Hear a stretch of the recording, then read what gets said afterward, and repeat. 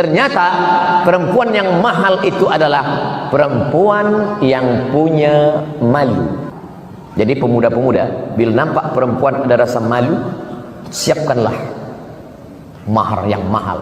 Karena itulah yang dapat membuat anak kita punya malu, cucu kita punya malu. Dan dalam Islam diajarkan al-haya, malu.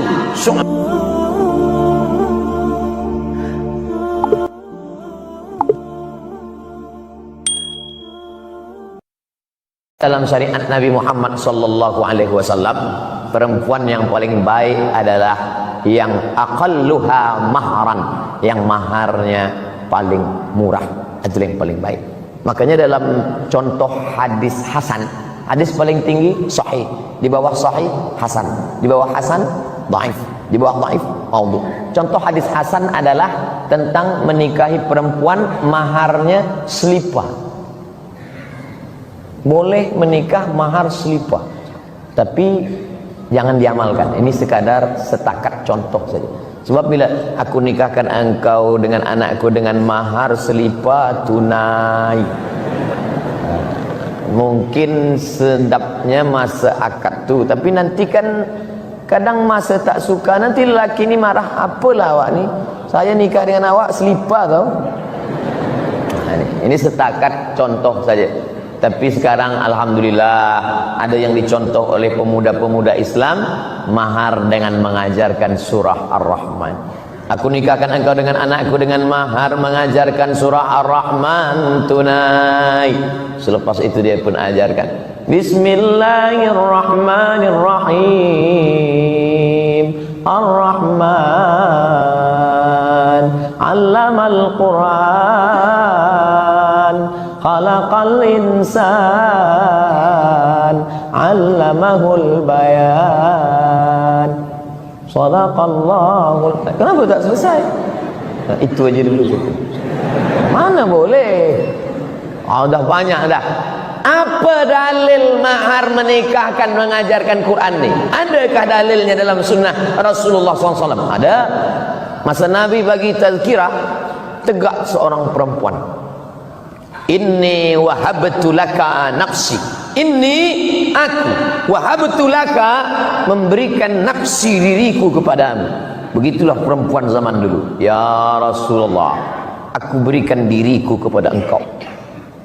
Nabi diamnya, Nabi diam, no comment. Nabi tak ada cakap apa. Kerana Nabi diam lama, perempuan tu tegak seorang lelaki. Ya Rasulullah, bila engkau tak hendak dengan dia, bagi ke aku saja. Kata Nabi, awak maukah menikah dengan dia? Ya. Balik rumah cari mahar. Iltamis walau khataman min hadidin. Balik ke rumah carilah cincin walaupun dari besi. Cari. Dia balik ke rumah, dia cari-cari, dibuka-buka kain, tak ada cincin. Dia datang lagi, tak ada ya Rasulullah. Ini susah betul. Cincin besi pun tak ada.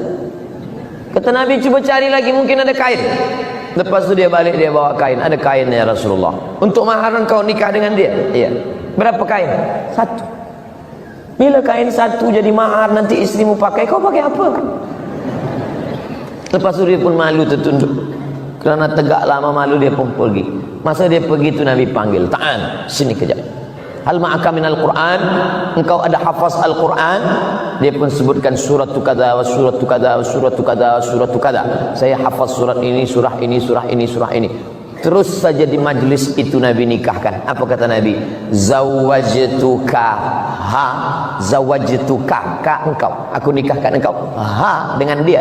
Aku nikahkan engkau dengan dia bima ma'aka minal Qur'an, dengan mengajarkan Quran yang ada pada diri engkau. Itulah sunnah hadis Nabi, dalil menikahkan anak dengan mahar mengajarkan Al-Quran. Mudah-mudahan para penghafiz Al-Quran, para hafiz Quran nanti dinikahkan dengan hafalan Al-Quran insyaAllah. Amin. Ternyata perempuan yang mahal itu adalah perempuan yang punya malu. Jadi pemuda-pemuda, bila nampak perempuan ada rasa malu, siapkanlah mahar yang mahal. Karena itulah yang dapat membuat anak kita punya malu, cucu kita punya malu. Dan dalam Islam diajarkan al-haya, malu syu'batun minal iman. Sekarang kita berjumpa dengan perempuan-perempuan yang tak ada malu sama sekali, pakai kain yang belum siap dijahit, tak ada malu. Saya berapa kali naik pesawat terbang mesti menunduk, kita pula yang malu menengok dia. Dia tak ada malu. Tapi naik pesawat di Raja Brunei, Masya Allah, pakai jilbab, pakai hijab. Maka tadi masuk mata saya tu, tempat lain saya tu.